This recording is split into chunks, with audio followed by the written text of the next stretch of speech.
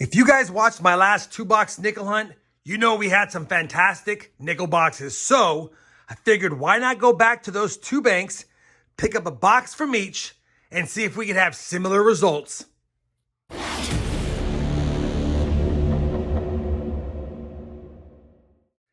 Hey everyone, it's RobFindsTreasure. Welcome back to the channel. We have a 2-box nickel hunt in our quest to add more nickels to the Series 4 nickel album and to see if we can finally find the 39S and the 50D to close out the Series 3 Side Finds first book. But as you know, I added a second book, so we have some nickels from the 60s, 70s, and 80s to put in there. So we'll keep our eye out for some nice nickels of those. Now, this is going to be hunt and field number 180 of the series. And more importantly, it's boxes 154 and 155 for Series 3.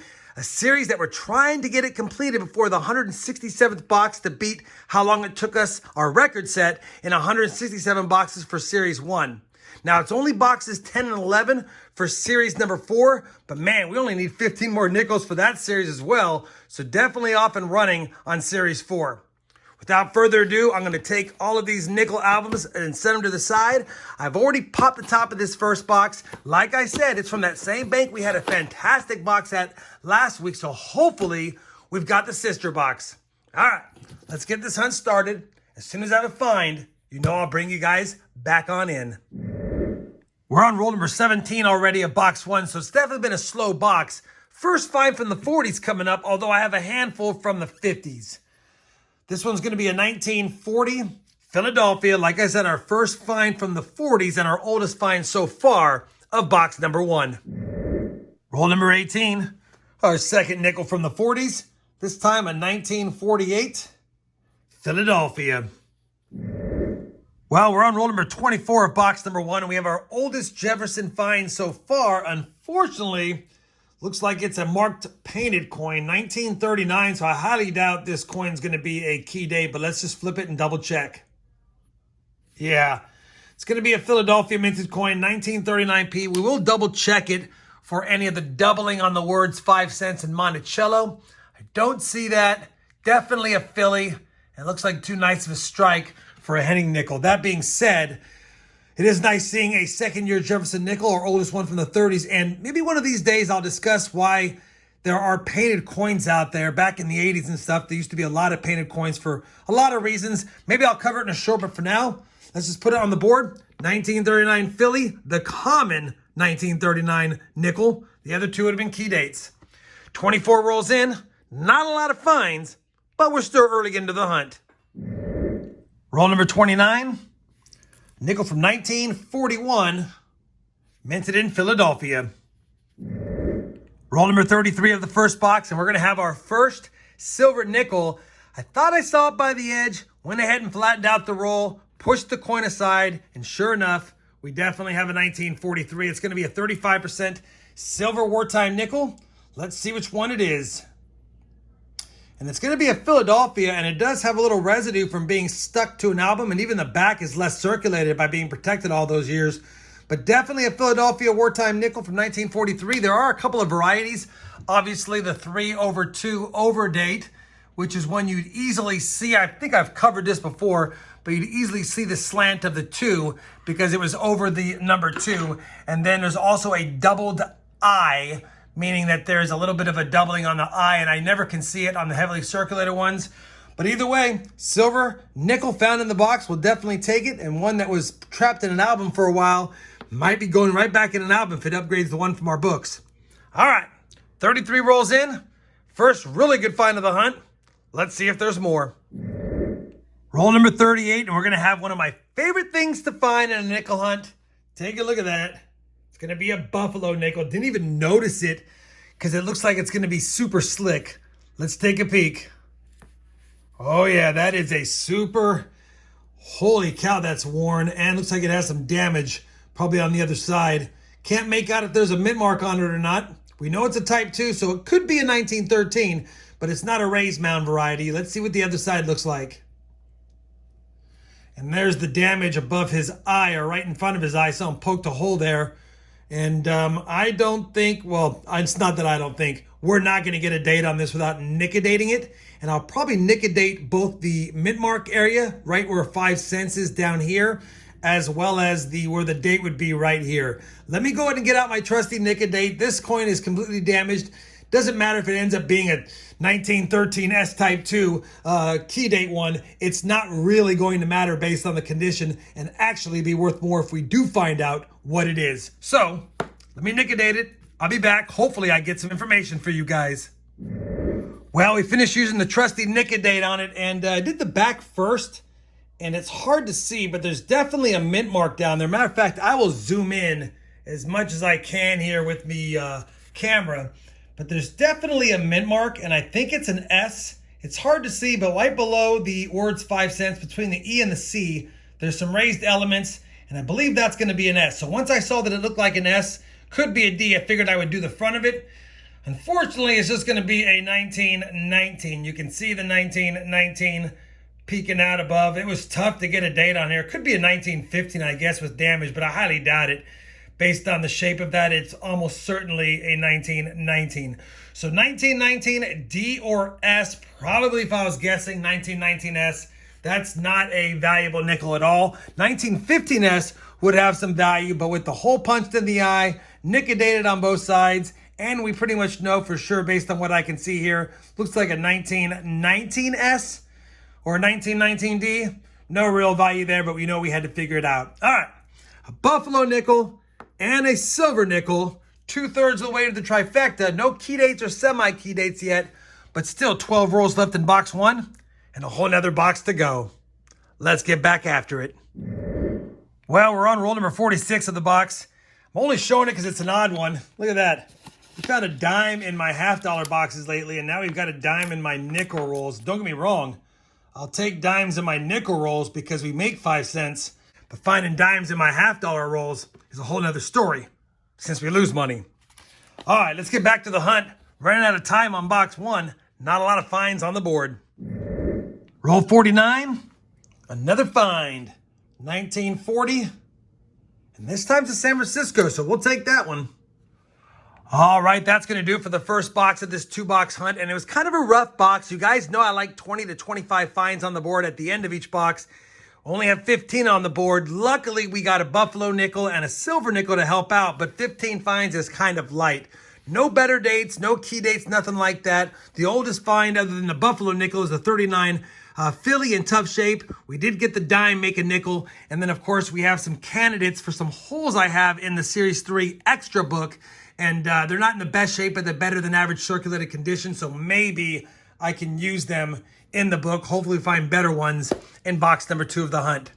Speaking of box number 2, let's go ahead and slide it open. I already know it's circulated by the holes in the bottom. This one does have the 4-0 stamps, and it's hit and miss with that stamp. I tell you, there's been times that it lives up to its name, 4 zeros, as in we found nothing. And then there's times it's hot. Man, it's glued all the way on the top on this side. That's annoying. Let's see if I can get under this with the screwdriver and help expedite this slow box opening process. All right, we're almost there, maybe. There we go. Holy cow. All right, you know what? We actually have a well-circulated nickel box here, and there are quite a few older Jefferson Nickels by what I'm seeing, so could be a pretty decent hunt, hopefully more than 15 finds. Of course, I'll always take less finds if we can get silver nickels and buffalo nickels like we did in box number 1. You guys know the drill. When I have a find in box number 2, I'll bring you back in. Roll number 7 of box number 2, and I typically don't show the nickels in the 50s, but this one's pretty nice. Figured I'd show it to you guys. Take a look at that 1952. It's a 1952 San Francisco to boot, and so definitely a lower mintage on this one, and in a high XF, low AU condition, probably only a 50-cent coin at best, but could be an upgrader for one of the albums. And ironically, the 1952s are leading the way. I don't see a lot of those typically in my nickel hunts, and we've already got, what, 4 or 5 in the first couple of boxes? Well, the first box and 7 rolls. So off to a good start in this second box. Lots more rolls left. Let's see if we can find something fun again. Roll number 63 of the 100 roll hunt, and we've done it again. Just cracked open the roll, flattened it out, and look what I see peeking out in the back. It's going to be our second buffalo nickel of the hunt. Let's take a peek at it and see if this one's in better shape. It is in better shape, and I do see a mint mark. This one has, I believe, a Denver mint mark, unless I'm seeing things. Could that be a San Francisco? Are my eyes getting... It is. We have a San Francisco mint mark on this one already. And yeah, hopefully there's a date on the other side. There's going to be a date. And I believe that's going to be 1929 San Francisco. Not a better date overall, but anytime I can get a mint-marked Buffalo nickel with a date not needing nick a date, I will take it. 1929 San Francisco. Mucho bettero than the last one we had a nick a date, but still 2 Buffaloes on the board. And we're only 63 rolls into the hunt. Roll number 66, we've got another nickel from 1941. Looks like it's in pretty decent shape too. 1941, and that's going to be a 41 San Francisco. Maybe we can use that one. And speaking of decent shape, take a look at this 1964P we found, I guess, about 6 or 7 rolls ago. We'll definitely take that. We actually need a 64P and a pretty decent 1966 as well. So could have some additions, could have some upgraders. Could we get some more finds? Roll number 84 of the hunt. Another nickel found from the 40s. A 1941 Denver this time. Roll number 90 of 100.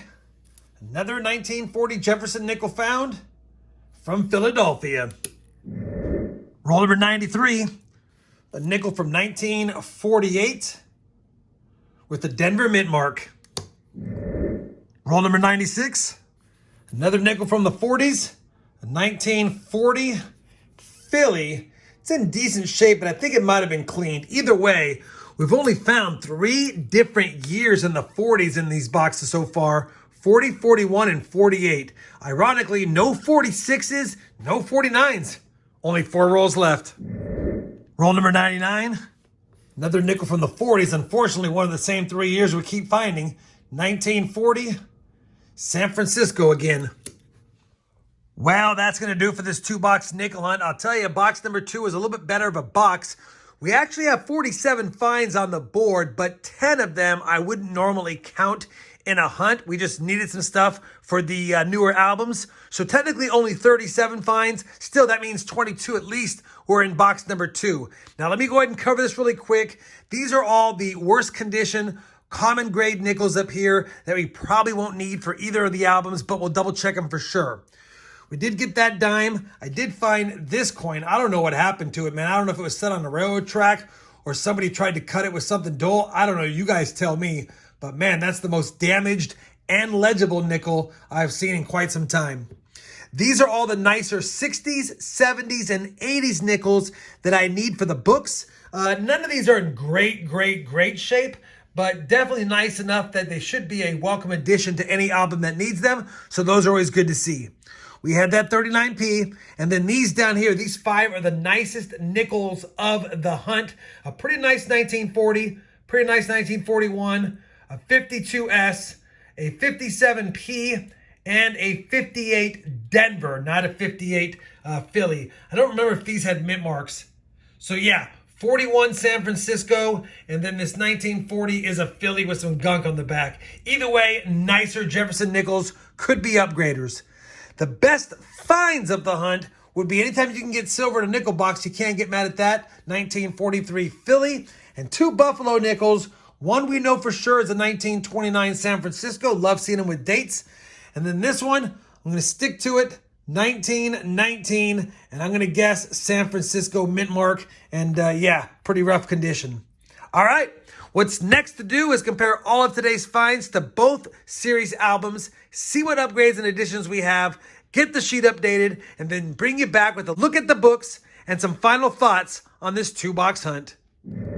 All right, holy cow, it's getting harder to lay out all these books, but bottom line is we did have some upgrades and additions. Starting with the Series 3, which is the blue books, I finally was able to update the last 8 modern nickels in the book 2 set that I added later.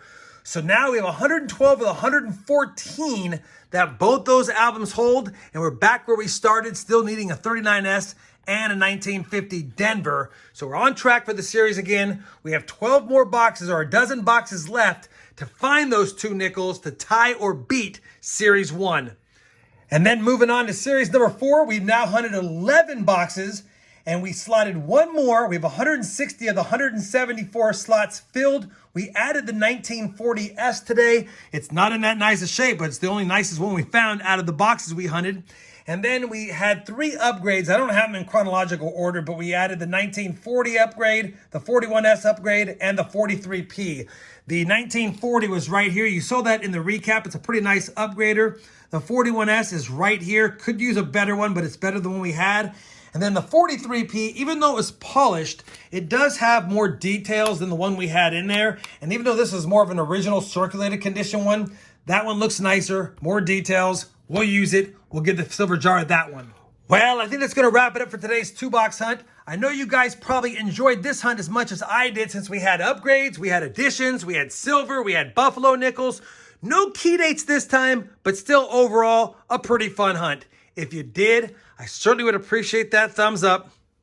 And as always, everyone, happy hunting and thanks for watching.